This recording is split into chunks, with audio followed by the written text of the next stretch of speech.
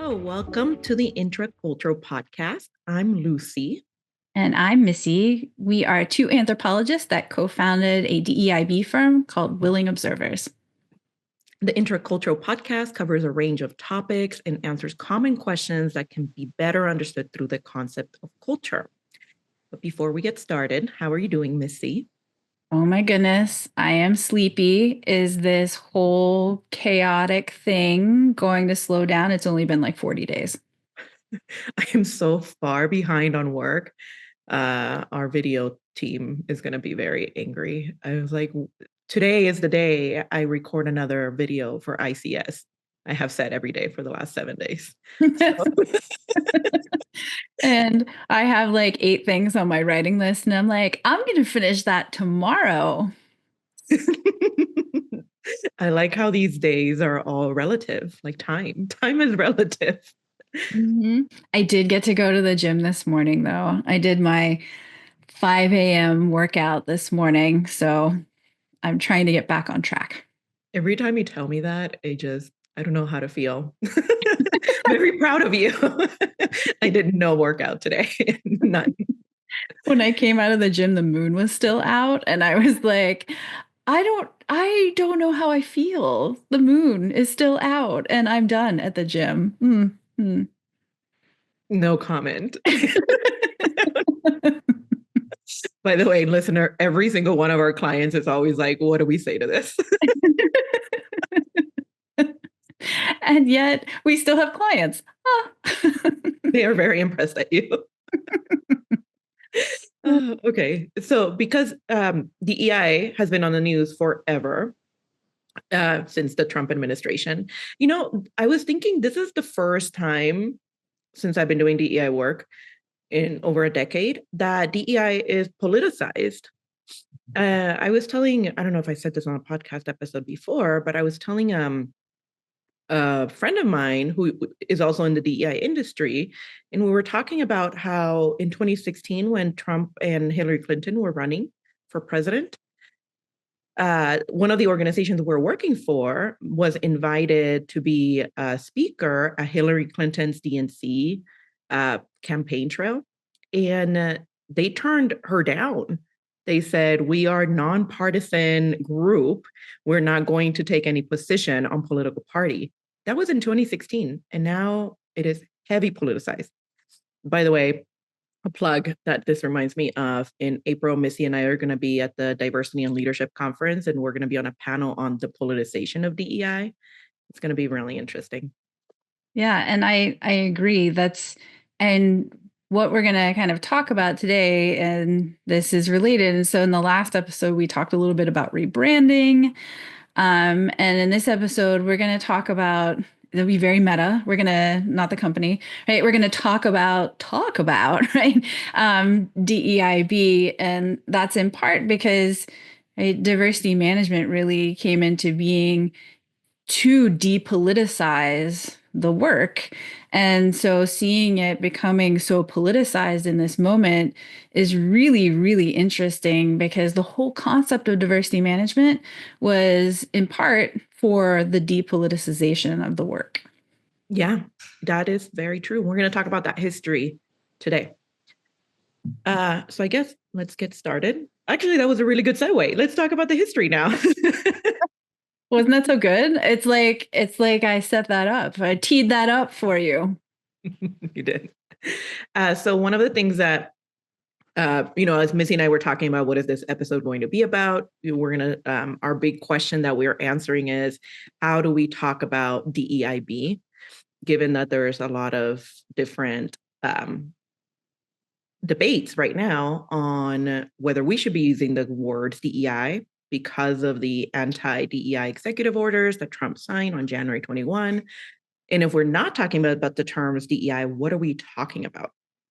And so in addition, Missy and I are super busy, but this Thursday, which this podcast will probably be released after, but we are also talking with the American Anthropological Association about these changes in in the practice of DEI. And previously, things that were not considered DEI are now being considered DEI to the point where even the word culture is something that you need a waiver for in order to be able to have a department of anthropology in some places of the country. So what counts as DEI work is being completely redefined at the moment. And also what even the words DEI are changing in the current landscape. Yes, absolutely. And so, you know, we're because in the last episode, so if you didn't listen to the last episode, plug for the last episode, which was about participating in DEI boycotts.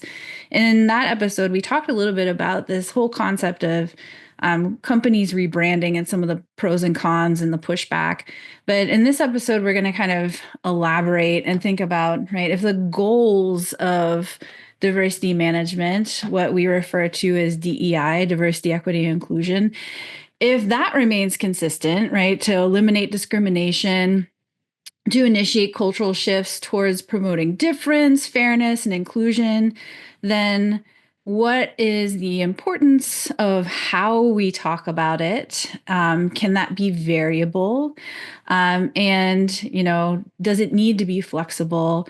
And, our answer is going to be, well, yes, it does. But we'll talk a little bit more about the pros and cons of, right, using DEI right now as a term and not using it, not just for companies, but more broadly, what that can do. But I'm going to tee up the history again. Sorry, you teed it up once and then I was going to go for it, but then we need another preamble. I'm so good at teeing it up. So here you go. Like I'll tee it up I again too. and hand it off whenever you're ready, but teed up for you. All right, history for reals this time.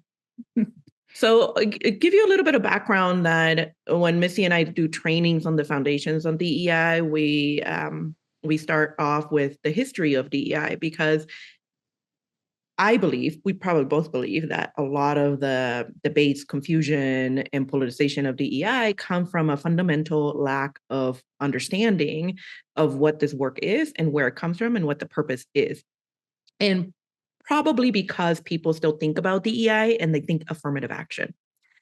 So it is true that affirmative action gave and the debates around it and the challenges with affirmative action set the stage for this new industry to emerge, which is called diversity management. And historically, DEI has been known as diversity management. It comes from the business school. So DEI, diversity management, comes from the business school.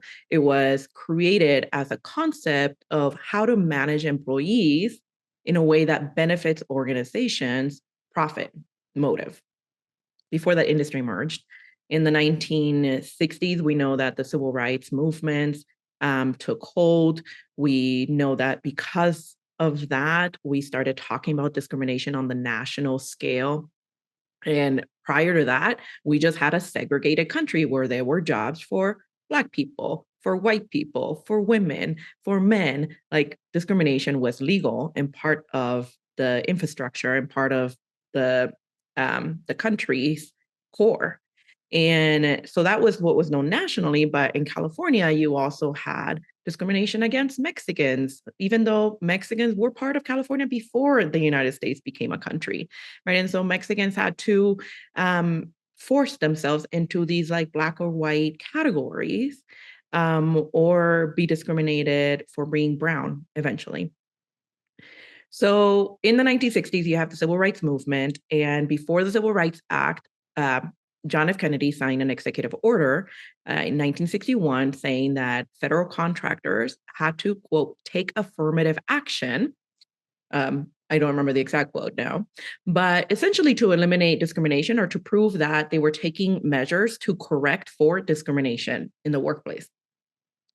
And because of the vagueness of that executive order, and then Lyndon B. Johnson then updated it, but it was always remained somewhat vague. Similar, I guess, to how vague the anti-DEI executive orders are now. So maybe you can get into the mood of the vagueness. A lot of organizations and companies started implementing kind of like these piecemeal approaches, trying to take different, see what many different things that they could do to prove that they were complying with not discriminating. So that meant anti-discrimination policies now, and that said that they were not going to discriminate for any specific kind of jobs or for employment in general. They started doing training programs, mentorship programs that target specific kind of demographics. So one of the examples I give, because I did archival research at the Harvard Business School, is Polaroid Corporation. At the time, Polaroid Corporation, the headquarters was in Boston. So you think 1960s, 1970s, before the internet, there's no Indeed.com or LinkedIn for job applications. All the employment came from right outside the doorstep of Polaroid. And that means in Boston at the time, according to the archives, Boston was 70% white and 30% Black, which means that then Polaroid used those demographics to say, our goal is going to have 30% Black employees across all levels of the organization to reflect the labor demographics or the labor market availability. So then they had training for Black employees, they had mentorship for Black employees, they had quotas, they had a whole number of initiatives and practices. And then with time, a lot of these practices started becoming illegal due to claims of reverse discrimination. So one of the most infamous and famous cases is University of California, specifically Davis versus, I think his name was Alan Bakke. I don't ever know if I am pronouncing that name correctly. We can just spell it Bakke. Yeah, you can look it up. You'll figure it out. You watched the last episode. Oh, we're so good at this. So quotas became illegal with that decision. And over time, most recently in 2023, oh, hello, Chicho. He's coming into the camera.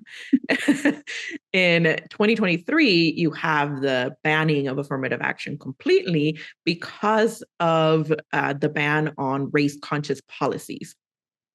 So all that is to say that the shift on affirmative action and when it starts declining is around the 1980s.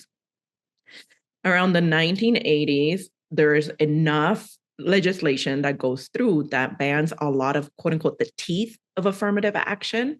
Mm-hmm. So a lot of these initiatives are becoming less popular as a ways to really reintegrate the workplace. And what ends up happening is you start getting really influential scholarship and popular writing by some management consultants.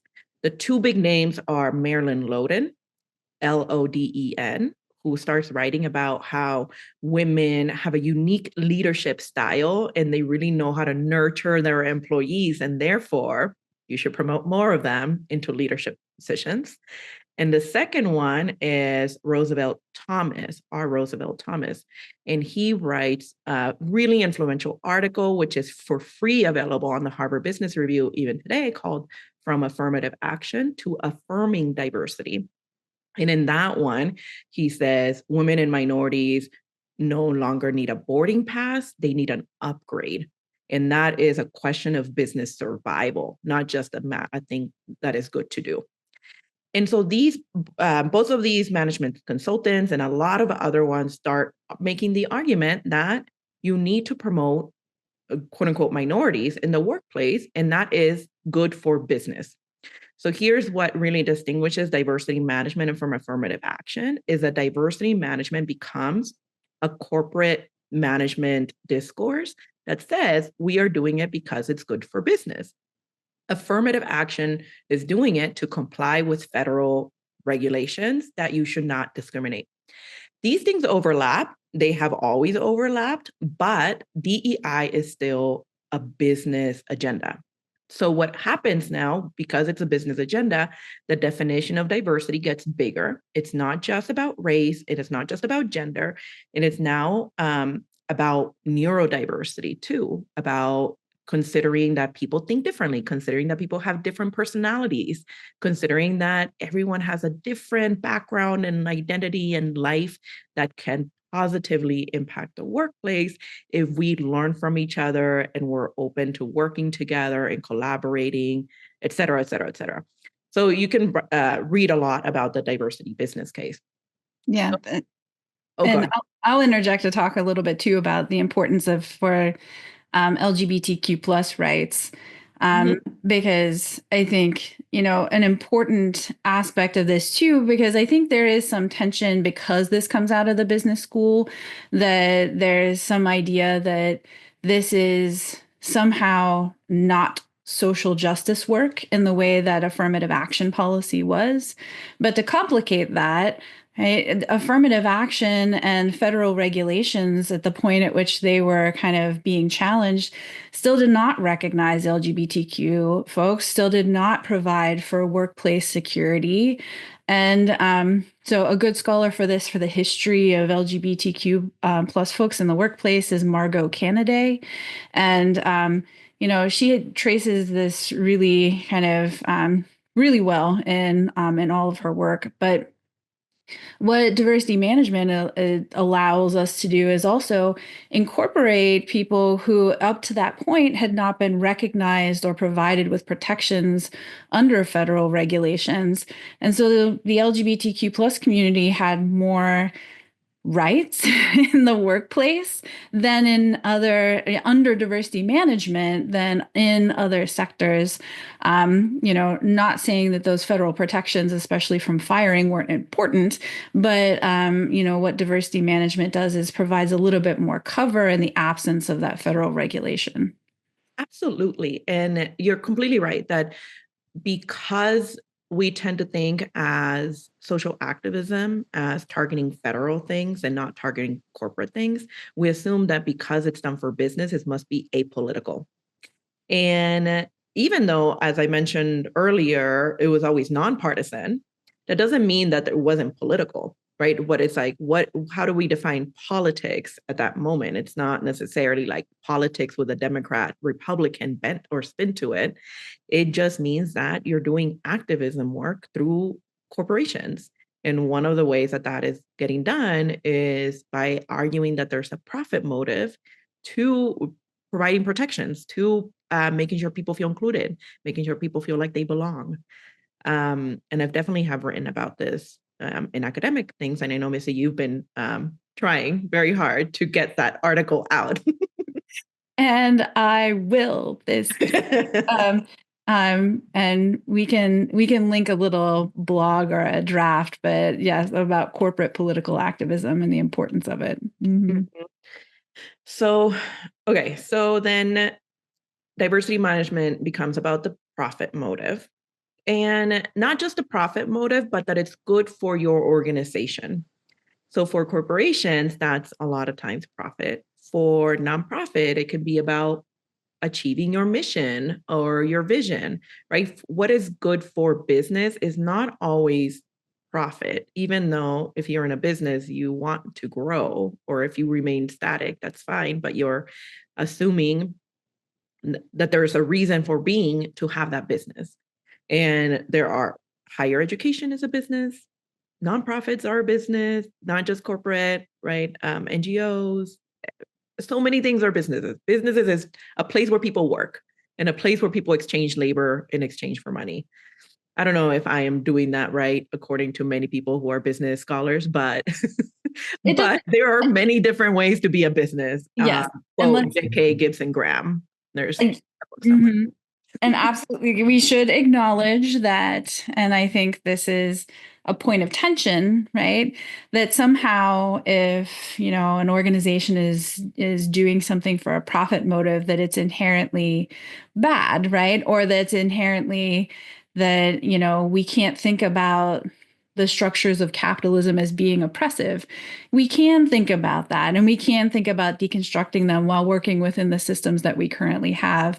And capitalist systems structure our nonprofits, they structure our educational, right, systems. So I think that is also a point to acknowledge when we think about how and why diversity management can be and is activist work.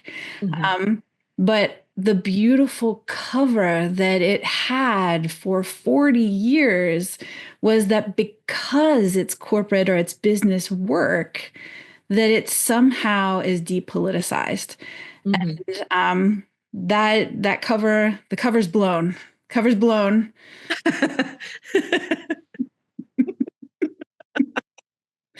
So we're gonna have to figure it out. But I think it has a purpose, right? It has a dual purpose in knowing that it can help organizations to succeed, whatever their metrics of success are. Yep. And that research is going to help, as we've said in other episodes, bolster the case for keeping the work, whether or not we keep the name. Yes. And I will say, even though the cover is blown, it still offers some protections because the clients that we have that are recommitted to DEI have zero reliance on the federal government. They're Mhm. like fully wealthy companies who are like, doesn't matter to them. They're like, DEI is good for us. It's good for our company. It's good for our culture. We're going to keep doing it. Hello, Billy. This is my I'm other. glad that both of your cats have visited us. They never do this. I was gone for so long that they really are so needy. Okay. You can stay if you sit. All right. And I think that's like historically too, one thing in the history of thinking about, from affirmative action to DEI and how it connects with what's happening now is that, as you pointed out, Lucy, right, affirmative action came not just from the federal government, but was monitored and implemented first in who? Federal contractors.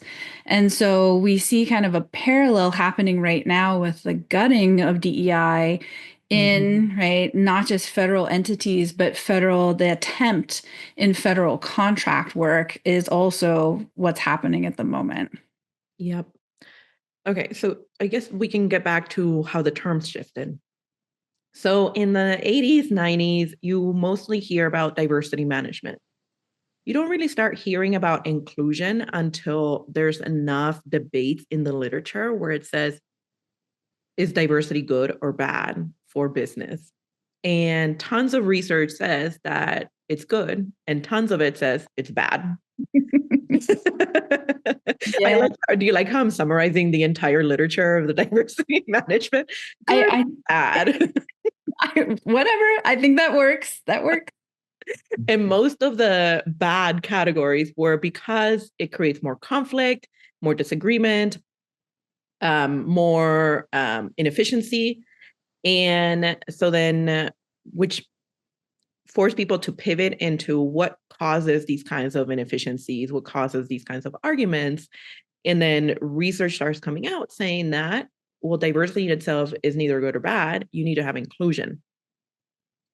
Because if there is no inclusion, then people are going to feel that they're not part of the workplace. People are not going to feel like they can contribute.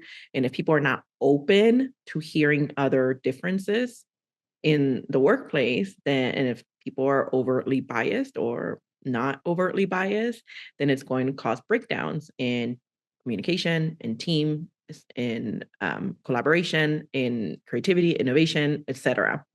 Which makes common sense, right? But all of this had to be proven with scientific research. And then and so you start getting, instead of having diversity management, now you have the acronym D and I.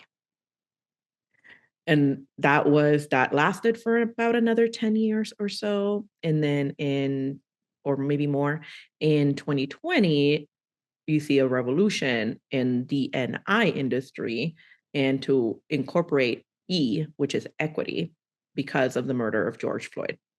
Can I pass it on to you now? Hmm. And so, I've been talking for some time. so the shifts that we see in, right, the inclusion of certain kinds of acronyms has since 2020 kind of turned into an acronym debate. And there's kind of, and I think that this is also part of the turn towards then repoliticizing diversity management. Um, because you see the E being added as part of this larger kind of social movement, right? And equity or fairness becomes part of the conversation, really part of the conversation in the larger industry. Then you get acronyms that start to include a J for justice, a C for culture. And that debate and the kind of shuffling, right, of the acronym itself to prioritize, like, right, Jedi, right? So the J comes first because we want to put justice right up front, or um, the use of A for accessibility.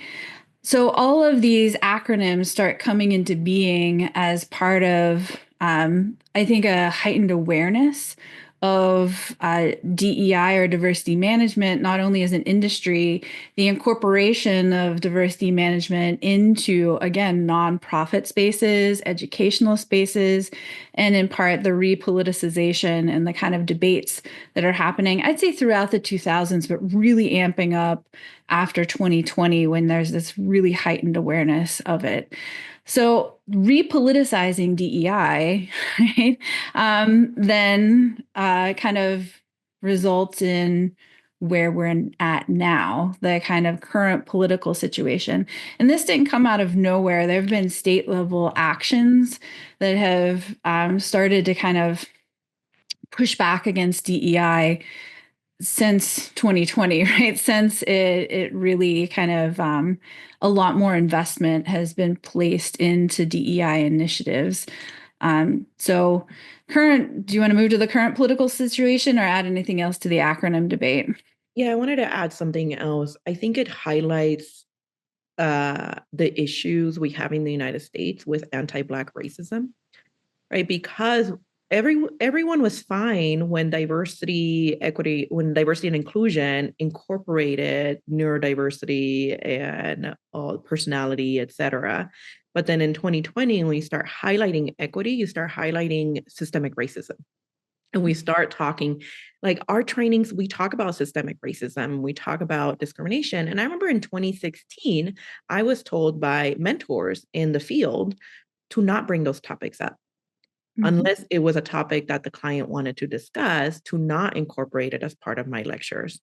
And it wasn't until 2020 where people were actively asking for anti-Black racism trainings and to understand the George Floyd murder and police brutality, and to understand the kind of systems that we're in, because people did not understand the national public discourse on systemic racism. Right before that, if you remember in 2008, when we had President Obama, people were talking about racism is eliminated. Now we have a Black president. that literally, that's what people were saying. It's gone just magically. 200 years, just gone, gone. Disappeared. And then 2020, the murder of George Floyd really forced people to grapple with those histories. But it also highlights that the diversity management industry has been intertwined with addressing those legacies really intimately. Like I'm thinking here, the very first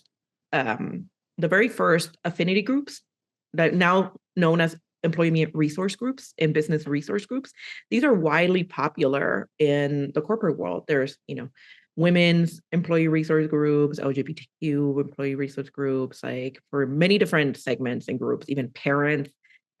There's resource groups for parent, for interfaith. The very first ones were that we know documented were at the Xerox Corporation in the 1960s as a response to the Rochester. I'm not from there. Rochester is correct. Thank you. I like how now 3 times I've asked, how do you pronounce this word? Rochester riots in the 1960s, where there were, and very different than the LA riots later in the 1990s, but in the Rochester, there was an uprising because there were Black and African Americans and Black immigrants who had moved to that area and who had experienced like heightened levels of discrimination in employment and housing and policing.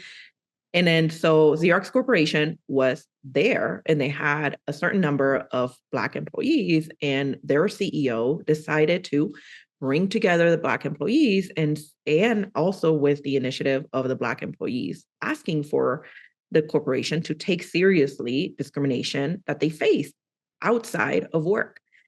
And so the first affinity group was created to talk about these issues. And now affinity groups are like the bread and butter of diversity management. And so you have that in the 1960s. Then there's a period of supposed depoliticization. Today is not a good day for me in words. Missy's laughing so hard. Sorry. And then you have George Floyd's murder. Right. So it's kind of like it's this like bookend of racism that diversity management has to grapple with. And now we can get to the current political moment where Trump is saying we cannot talk about these things. Right. And I think, you bring up a good point too, Lucy, that you have Xerox, that like employee resource groups are created in part not for the discrimination people are facing within the workplace, but outside of it. And I think you also see kind of an increasing focus on studies in the 2000s that really drill down on the impact on employees within the workplace of the kind of external discrimination that they face outside of it, and how employee resource groups are a good resource, obviously, but that without anyone acknowledging right, the fact that a lot of folks face this kind of discrimination outside the workplace, the workplace itself, basically it's an argument for at least acknowledging, right, the things that we might mark as political that are happening outside of the workplace, acknowledge them in some way within the workplace, not just within employee resource groups, because if you don't, then it leads to like, retention issues with employees and motivation issues with employees and just general overall wellness of your employees who are facing real discrimination and issues outside of the workplace. And then you just come to work and shut it off. No, right? That doesn't happen. So that there's an increase in research to kind of add to the business case to say, hey, right, employee resource groups are great, but we need to think more broadly about how we're addressing these external issues within the organization itself. And that's if we assume that there's no discrimination happening at work. Whereas Right. I'm sure in the 1960s in Xerox, there was discrimination at work too. Mhm. And that was part of the conversation. And also, the other point is that at the time, the business management literature did specifically tell managers that they should leave everything non-related to work outside, right? Yep. That's the traditional leadership styles is you can't talk about things not related to work at work. That was dogma for decades Yep. until you start bringing in diversity management and saying that's not a thing. Sorry, you not everyone has that kind of privilege to leave things at the door. Yep. And so I think you can see all the excuse me factors that have gone into like the slow breaking of the cover of DEI as apolitical.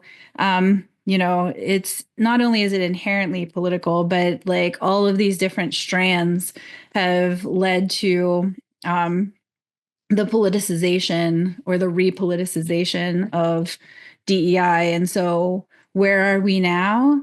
Where are we now? So, we're in phase 3 of the eradication of DEI now. So, the executive order that we kind of started a few episodes back talking about and is DEI illegal? Now we're in phase 3. One phase was getting rid of named departments that are associated with diversity, equity, inclusion, and belonging. Another phase was getting rid of named positions. And now we're in this kind of third phase of more broad targeting. And so we now have a flagged word list that tells us more about this kind of vague category of right? Somehow DEI being problematic and discriminatory. And I don't want to go down the discriminatory road. Let's focus on the words today. But now, right, our flagged word list. And this is a real doozy. Are you going to read them? Oh, I can read a couple of them. Well, I mean, diversity is the single most banned word on the well, it's not banned, it's flagged, right? This is the taboo words list. Let's see. It appears 10 times, 15 if you add diverse, and there are 199 words that are flagged. Um, Gender places second. It appears 9 times on the flagged word list. And I don't know. Do you want me to just pick a few of these fun ones on here? Yeah, we should say where they come from. So we are looking at the New York Times article. These words are disappearing in the new Trump administration. So Mhm. the New York Times got access to documents, government documents that basically instructed federal workers to reduce the number of times they use these words, to use them with caution or to not use them at all. Mhm. So even though they're not banned, as Missy said, they're essentially on the list of words you should be cautiously using and or eliminating from public facing websites because they could be flagged by the Trump administration. Yes, and for for instance, with the Department of Defense is eradicating like references to like full histories, like women's history in the military, LGBTQ history in the military, Black history in the military. So they're not just being flagged in those departments, but then they're being wiped from public representation. I that is the part that's really horrifying for me because are they just being deleted? Like we just don't have access to that anymore? Is some person saving them as a So they somewhere? they delink them. So there are certain things that have been eradicated. So for instance, the kind of advice from the CDC around trigger warning DV, right?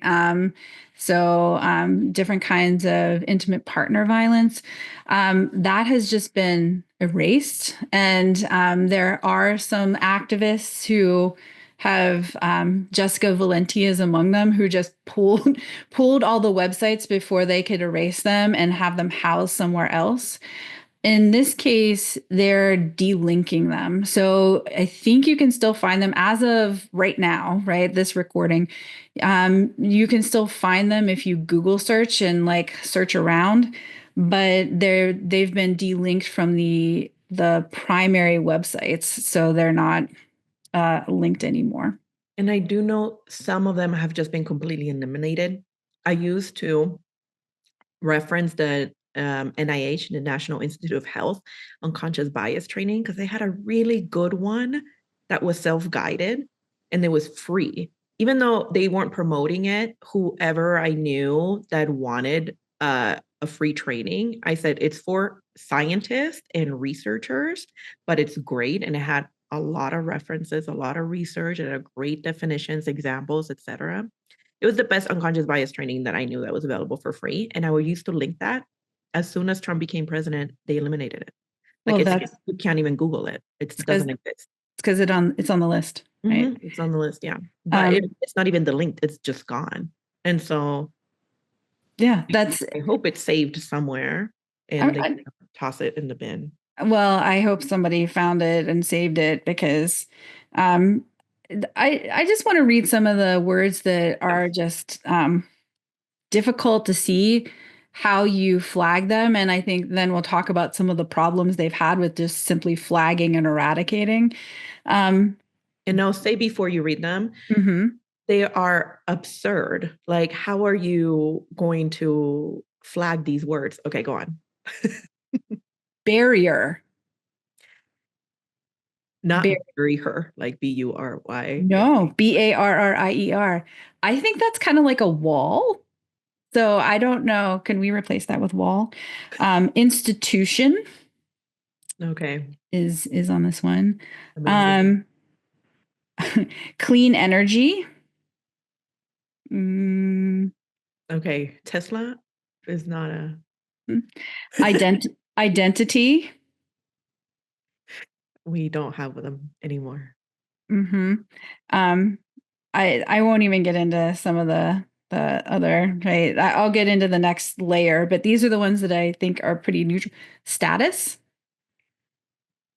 Mm, I don't even know how do they, why did, is that one even on the word? oh, who knows? Who knows, right? Um, well, of course, this one pronoun. So if you're Oh out yeah. there, my linguist friends, our research is done. Done. We cannot. We cannot. This one I love. Political.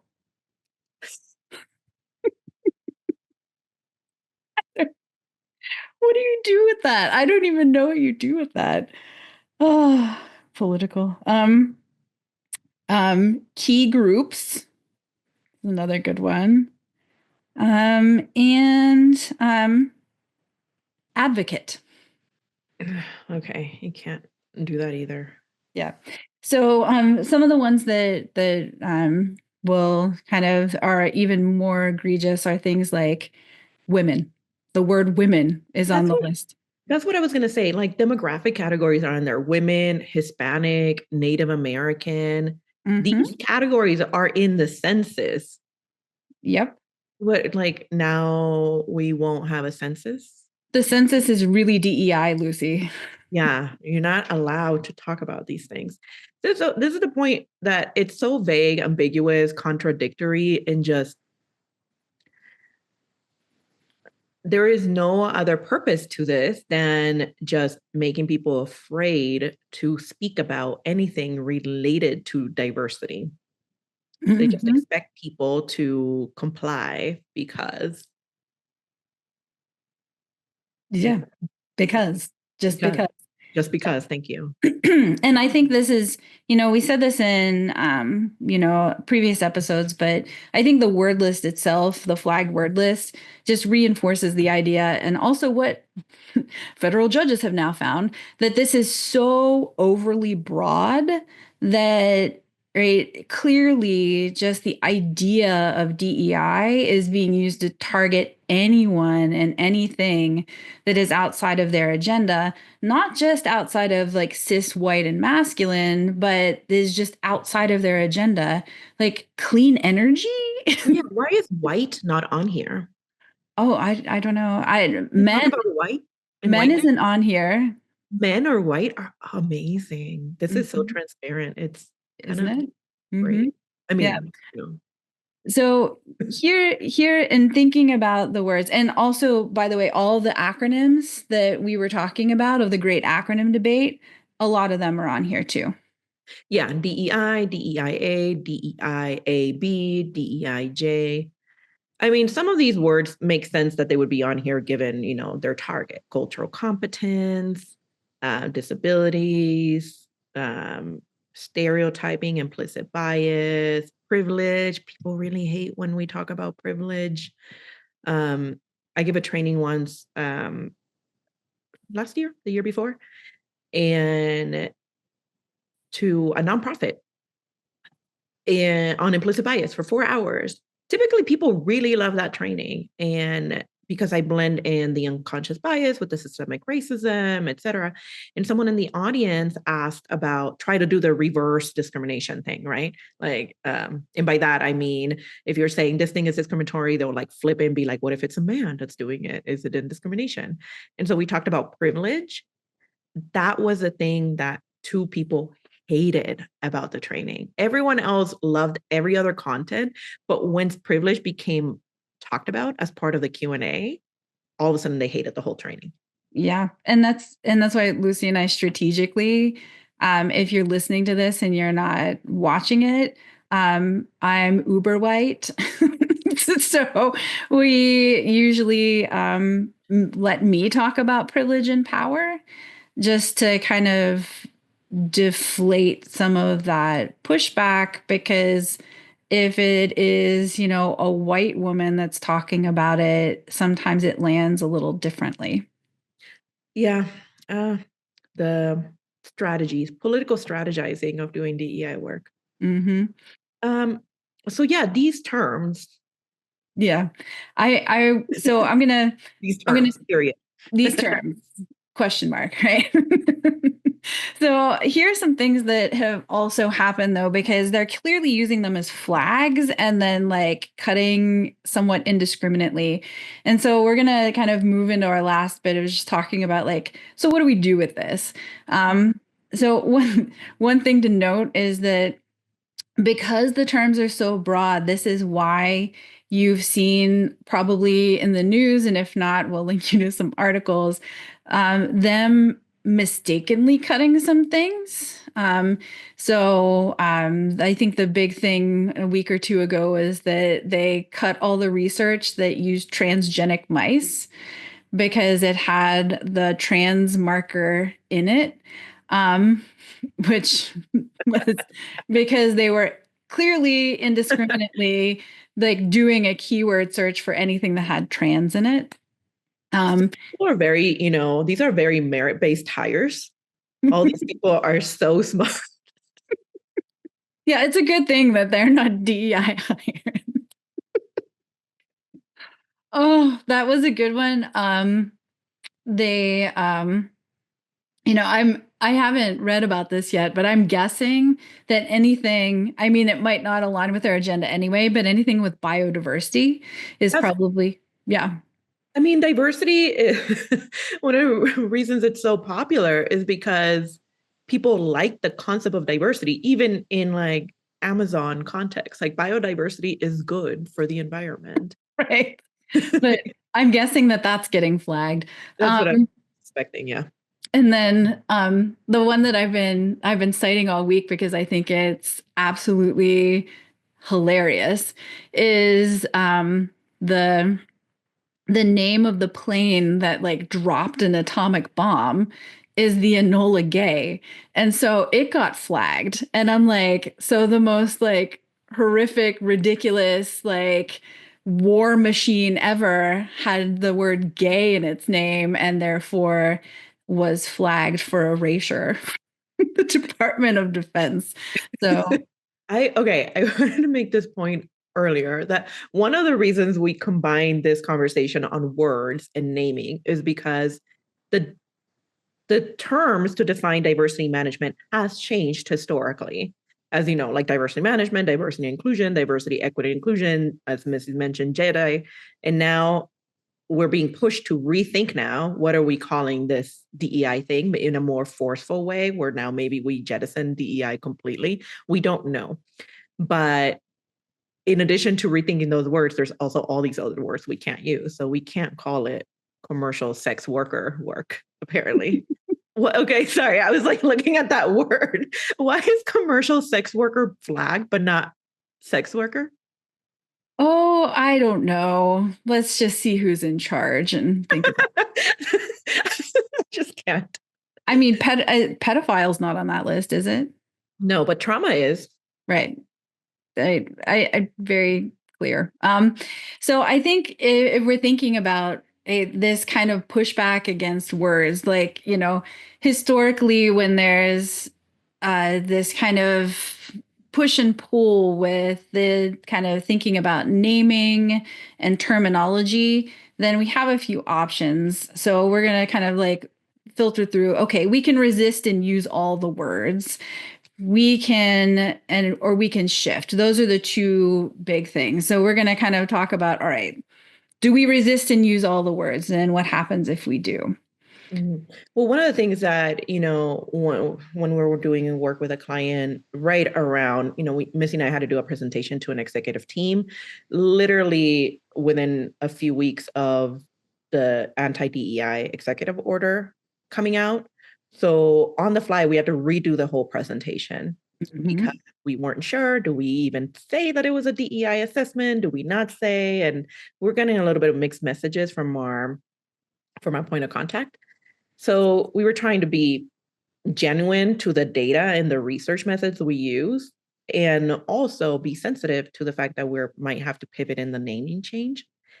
And one of the things that came out of that was we were thinking a lot then to use culture belonging, but also when we talked about diversity, to talk about differences. And when we talked about equity, to talk about fairness that address like histories of, of inequities.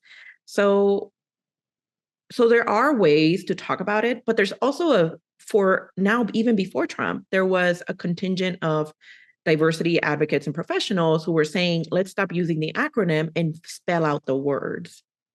Let's say diversity, equity, inclusion every single time instead of using the acronyms. So these debates precede Trump, and they also have been, more forcefully highlighted because of Trump. Yeah. And that's part of, and that, yeah, and that's a great point that, I think similarly, right, critical race theory was vilified. Nobody ever said critical race theory. Everybody said CRT, right? And they were anti CRT. And it feels very like a similar kind of pathway where it's like the acronym itself has become highly politicized. But I think to your point, these scholars are like, if you say diversity, equity, and inclusion out loud, it makes it a lot harder to be like, I really hate inclusion. Yeah. Yeah, that is one of the pros of spelling it out. So I mean, we don't have an answer, right? It's back to you figure it out. But everyone is grappling with different things in different institutions and different organizations, especially if you're in higher ed and your administration is being, asking you very directly to remove any of these words from your websites or from your public out facing like descriptions of your research. So we're not going to ask anyone to not do what keeps them safe at work and keeps them at their jobs. But it brings up really good questions because we've been asked. I mean, even there was a comment on one of our YouTube episodes that said, like, what do we gain? What do we lose if we're using different acronyms? Mm-hmm. I think a good gain, if you were to change out the language, is you could still probably do the work that you want to continue doing it just under a different name. And that's Mm-hmm. fair. And to your question or your point earlier when we started the episode, Missy, is what's more important is that the work gets done, not necessarily what we call it. And you are a linguist expert, so I trust your statement when you say that. But that historically we have called things different things. We called similar kinds of work different things, and the work continues to be done. So I'm not against people changing and using the words that they want to use to describe it. Yeah, I think it just, all right. So here's the pros and cons for keeping it, right? Because, um, I think part of the resistance is self-determination and like how we're talking about it and what we want to call it. And like it is a form of resistance to use the words that are being vilified. So you're basically showing that you're refusing to give in to censorship. You're using, especially with that longer word list, you're using specific terminology to make it clear what you're talking about. Um, some of the words are in the Constitution, like equality. That's kind of important to not flag words that are in the Constitution in the census. And equal Um, opportunity is part of the law. Right. And I think that so those are some kind of pros, not just in like resisting and using right diversity, equity, and inclusion, but like resisting this idea that we're flagging terms that are really important for thinking about the law and like how our government functions. And one of the cons, then, though, to your point, Lucy, is if you resist in this way, can you get the work done? Are you able to get the work done? What's more important to you? Is it taking a stand to resist or, right, Is that going to impact your ability to actually do the work to make things more fair? Is that going to impact your ability to do the work to actually embrace difference?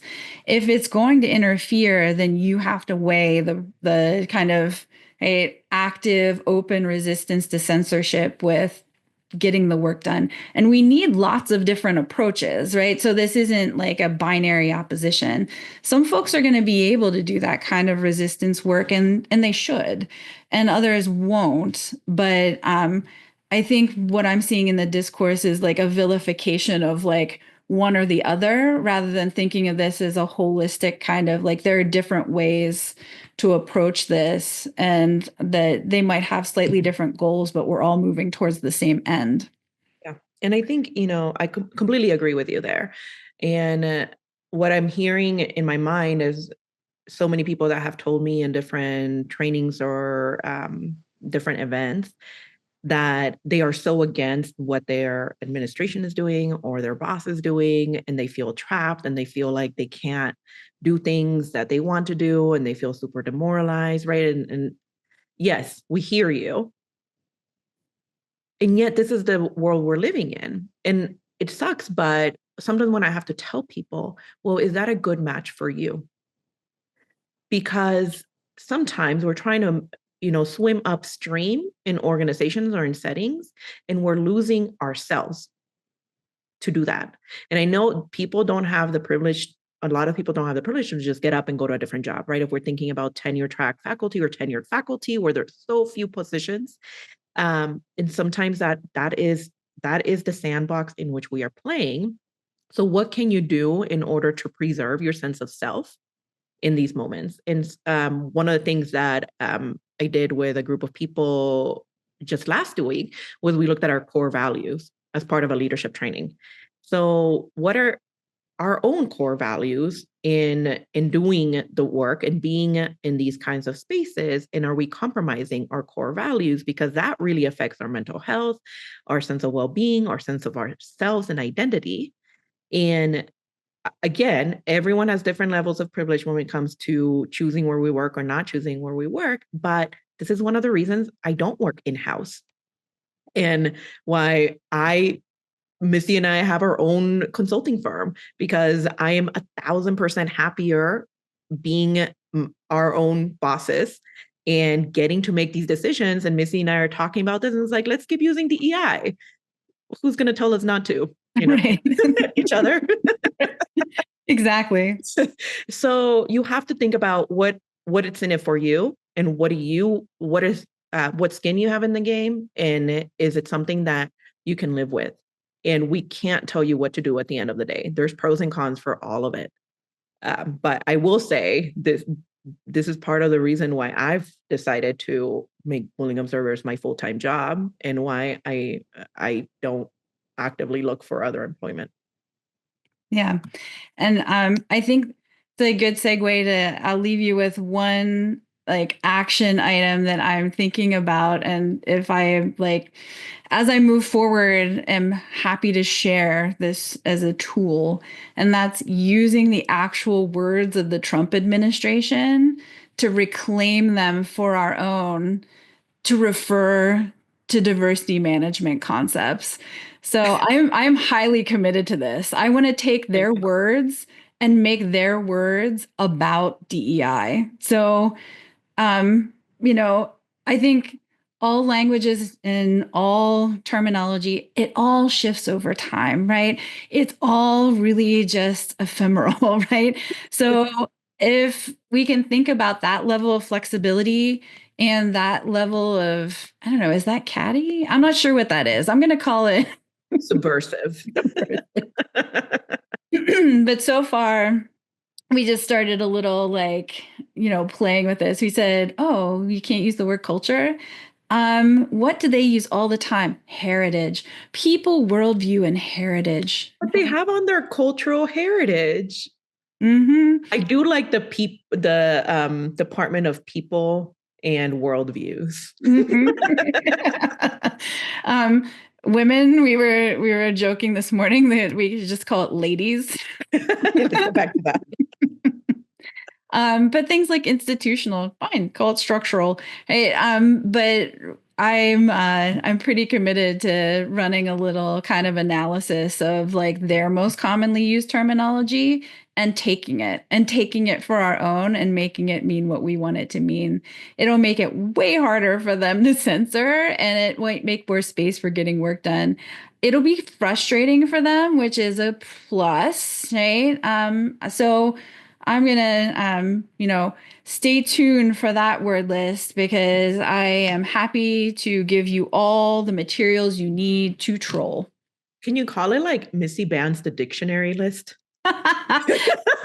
I'll call it so in the, language reclamation is a thing, right? Like language reclamation movements. It's why we have the word queer, right? Queer used to be a slur, but a bunch of folks got together and was like, I don't care how you're using that word. That word is mine and I'm going to use it. So I feel like, it could go in a bunch of different directions. And, maybe that's what ends up happening with DEI at the end of this. Maybe it is. But in the interim, let's use their words against them. I like that. I hope contingent follows you in that and starts using their words. Well, I think do you feel like that's a wrap today? It is a wrap. So moral of the story is there's a lot of differences in approaches that and all are valuable. And none of it matters and everything matters and everything is chaos. At the same time, it makes sense. I think, yeah. And I think one of the big takeaways is that one, be ready to be flexible in how you're talking about it, and to try not to judge immediately. And this is something that we emphasized in the last episode too. If someone is getting rid of or not using the term DEI, but is doing the work, and or on the flip side, right? Just take a step back and look at what's happening in the kind of terminological change or not, rather than immediately assuming that no longer using DEI means no longer doing the work, or changing the terminology, or using the terminology means that people are doing the work. So, just be mindful of how you're thinking about it, and as you're making decisions for yourself and how you're going to use terms. Yeah. And Missy, you've talked about this before, not on the podcast, but be wary of articles or news that say these companies have dropped DEI just because they don't have DEI in their website. That might or may not be the case. They could be Mm-hmm. doing the work. And as my therapist would say, look at actions, not words. And but as John Austin would say, words are actions. Again, nothing matters and everything matters. We'll leave you with that really great advice. I hope you all have a wonderful day and do something to take care of yourself. Yeah. Until next time. Until next time.